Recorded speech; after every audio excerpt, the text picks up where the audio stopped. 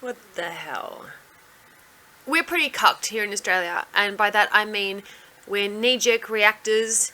We slam shut the doors on anything we have heard is offensive, so there are certain people that are not allowed to speak here because people get angry and there's protests and things like that. And although those people might provoke disagreement in the public, that's their right to say it, and it's your right to hear it if you so wish. Now, I don't know who this Kelly Jean person is. I believe I might have seen her once as a guest on a podcast at some stage. I don't really remember. I just remember that she made a lot of jokes and she had the white hair, so that's kind of why I think I've seen her. But regardless of what she has to say, it's her right to say it. And so this person's come into Australia and gone to do a talk. From what I can gather based on some articles, because it's all been buried by what actually happened that day, which one could argue might be the point, is that she is a person who is a feminist but doesn't believe men transition to a female, or men presenting as a female, or men wanting to be a female are actually women.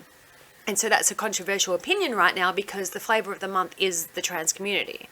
So you've got to take into account that whatever happens around this group of people is going to get a lot of media attention because, again, flavour of the month. But it's the flavour of the month because it's so controversial and because they can get clicks and they can get money from outrage. Because of the outrage mobs that are outside these places where this person is now talking, there's been counter-protests. And so you've got a bunch of people holding signs saying, trans women are women and everything. And then you've got another side that's come up and said, no, shut up, you're wrong, let them speak. Out of those approximately 300 people attending as a counter-protest, 15 were said to be and identified as alleged extreme right-wing Nazi sympathisers or neo-Nazis. And you'll see pictures of them splashed around everywhere. There's a group of guys. Can I just point out, they are all dressed exactly the same? Where have we seen that before? I mean, is this feds or what? I mean, it could be, could not be, I don't know. But doing that salute obviously was made to make people angry or kind of a troll. And the reason I think it might be a troll, I mean, though distasteful and everything, the reason I think it might be a troll or an agent provocateur kind of arrangement is that there was this sign. I'll try and put the right here. So I think the combination of it, I mean, I wasn't there, but the combination of it might have been to antagonize that kind of side of things just because it was something to do to piss everybody off. I'm not sure. Maybe they were actually thinking that they were neo-Nazis, all 5 of them or whatever it was. Or maybe they were feds.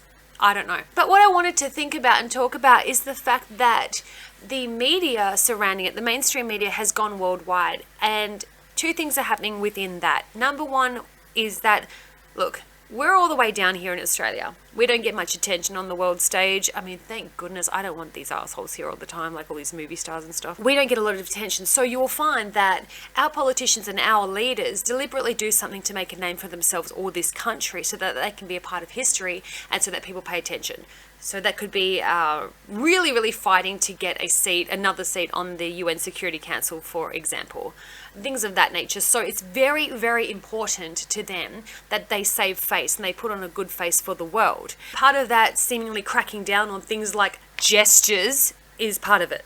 That's one side. The second thing is that they really are cucked and like knee-jerk reaction. I mean, did you even think this out? How is that going to be policed? I mean, speaking for myself, okay, when I go into a lane, like if I'm driving and you know how you give the thank you wave, I always make sure my fingers are together because I don't want them thinking I've flipped them off, which has happened to me. So, there could be people that just want to wave with their fingers together. I mean, the Queen used to do it before she died. Kids might do it. Kids want to troll as well. If you tell them they can't do something, they're going to do it. How are you going to police this bullshit? This is all virtue signal crap as usual, and I'm embarrassed. No, it's not nice to do. It's very distasteful. But if someone wants to flail their body part and do a weird gesture, come on. And moving on to that, have you noticed the combination between these 2 things? So when you go to a protest, for example, I've been to an internet censorship protest. I don't believe in internet censorship, especially the way they were trying to push it through in this country. So I went to this protest and I was standing around listening to speakers, one of which was a senator, someone else was the manager of a telecommunication company, things like that. And on the outskirts, you get the clingers. You will get people that, even though you don't agree with them 100%, there's one or two virtues or policies that you guys share that they will be there for. So, we were standing there listening to these talks, and then along comes the socialist alternative with their stupid fucking drum circle and shit. And that just happens. So sometimes some groups of protest, counter-protest, some groups of anything will attract the fringes. What they've done with these articles is they've put Nazi or neo-Nazi in the same sentence as transgender activists. And so what they've done is the media has driven a wedge to make sure that now, if you don't like the transgender narrative and agenda, or if you don't like that kind of lifestyle, automatically you're going to get the finger pointed at you as you're a Nazi. And that's what they're trying to make. That's what the mainstream media is trying to create, because that creates division. So you're looking at each other rather than what the elites are doing, and rather than what the people in power are doing behind your back, because you're so into hating each other. They want you to be shot down as soon as you have a different idea on a subject to what they are pushing.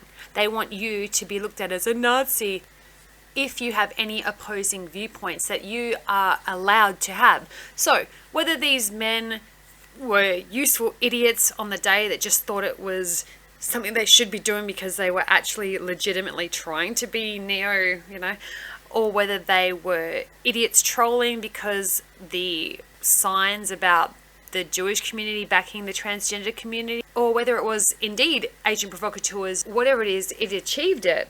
Because now there's already been an influx of politicians and people that are famous coming out and saying, oh, something needs to be done. Therefore, more ridiculous rules for the Australian people. And on from that, and worse than that, more rules against free speech in this nation, in the way of allowing somebody to speak and have a talk and come into this country and say what they need to say or what they want to say.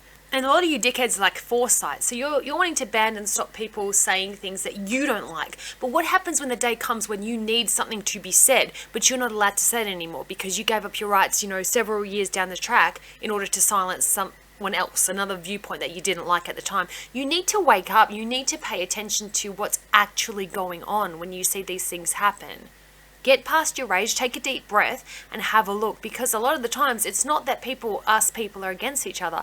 It's the people, the overlords, that are incrementally setting up the rules and regulations that are going to stifle the way you live. And that goes for everyone, no matter what race, no matter what sexuality.